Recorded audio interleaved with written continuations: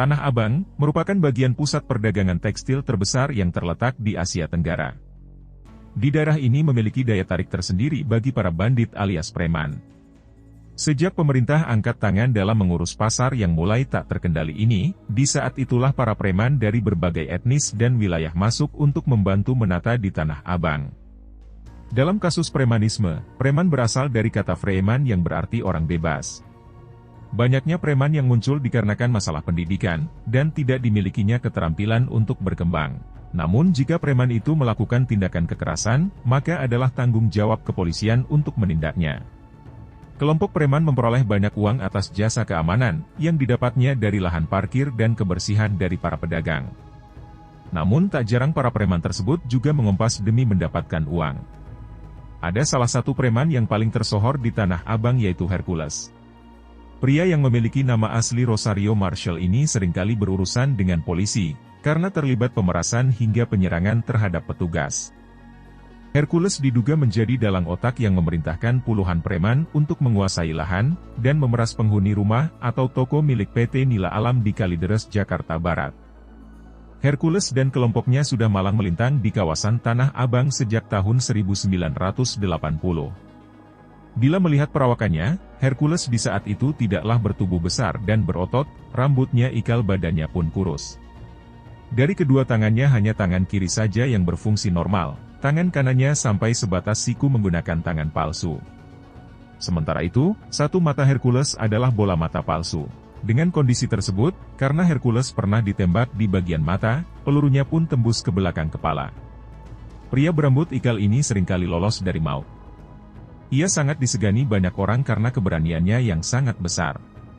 Hercules pernah dibacok sebanyak 16 kali di bagian tubuhnya saat penyerangan, dan dikeroyok oleh musuhnya.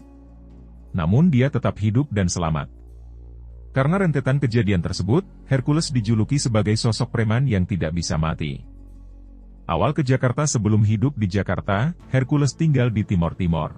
Di sana ia banyak bekerja sebagai tenaga bantuan untuk operasi militer TNI. Kala itu Hercules menjadi penjaga gudang amunisi tentara Indonesia. Saat itu Hercules mendapat musibah, tangan kanannya nyaris buntung dan harus diterbangkan ke Rumah Sakit Gatot Subroto, Jakarta. Ia terbang ke Jakarta untuk menyembuhkan luka di tangannya. Saat itu Hercules dirawat di Rumah Sakit Pusat Angkatan Darat RSPAD Gatot Subroto, Jakarta Pusat. Tangan yang terluka tersebut ternyata harus diamputasi. Merasa tidak tahan dirawat di RSPAD, Hercules akhirnya kabur dan memilih hidup menjadi gelandangan di Tanah Abang. Pada tahun 1987 Hercules mulai masuk ke Tanah Abang. Dan di tempat inilah kehidupan Hercules menjadi preman pun dimulai. Pada saat itu, Hercules hanya tinggal di kolong jembatan hanya seorang diri. Pada awalnya, Hercules memang tidak disegani dan sering cekcok dengan preman lain. Karena hal itulah, ia selalu membawa golok panjang kemanapun ia pergi. Hercules selalu berpegang kuat dengan prinsipnya, daripada saya dibunuh lebih baik mereka saya bunuh duluan. Itulah kata-kata yang sering dilontarkan Hercules. Bahkan setiap malam Hercules selalu tidur dengan golok yang selalu siap di tangannya. Karena situasi saat itu Tanah Abang sangat rawan dengan tindakan kriminal. Lengah sedikit musuh akan menyerang secara tiba-tiba. Hampir setiap hari di kawasan Tanah Abang, seringkali terjadi pertikaian dan pertengkaran. Selang berjalannya waktu, perlahan Hercules mampu mengalahkan lawannya satu persatu preman lainnya di kawasan tersebut, sehingga dirinya disegani di wilayah itu. Hercules yang pernah divonis selama 8 bulan penjara, karena penyerobotan lahan tanah. Kemudian ia mulai mencoba mengatur hidupnya setelah keluar dari penjara. Perusahaan yang dikelolanya antara lain perusahaan perikanan di Muara Baru, Jakarta Utara. Hercules kini telah membaik dan banyak orang semakin menghargainya. Dia bahkan dipuji oleh pensiunan Kepala Polisi, Inspektur Pol Ike Edwin. Ini luar biasa Hercules, ternyata semakin bertambah usia semakin bermanfaat. Semakin tua usiamu semakin dicintai orang lain, semakin banyak orang melihatnya maka semakin banyak orang yang mencarinya, kata Ike. Jika kita kembali ke masa pemerintahan, Hercules rupanya pernah dikalahkan oleh seorang empu Betawi sebelumnya. Nama asli sang empu adalah Bapak Muhammad Yusuf Muhi alias Ucu Kambing. Salah satu empu Tanah Abang yang paling disegani. Satu lagi julukan Ucu Kambing yang paling terkenal adalah Panglima Perang Betawi. Namanya mulai terkenal setelah diusirnya kelompok Hercules yang pernah menguasai kawasan hitam di Tanah Abang. Akan tetapi, Ucu Kambing tak mau disebut preman. Saat ini Ucu Kambing dikenal sebagai empu Betawi dan sosok yang pernah menguasai Tanah Abang.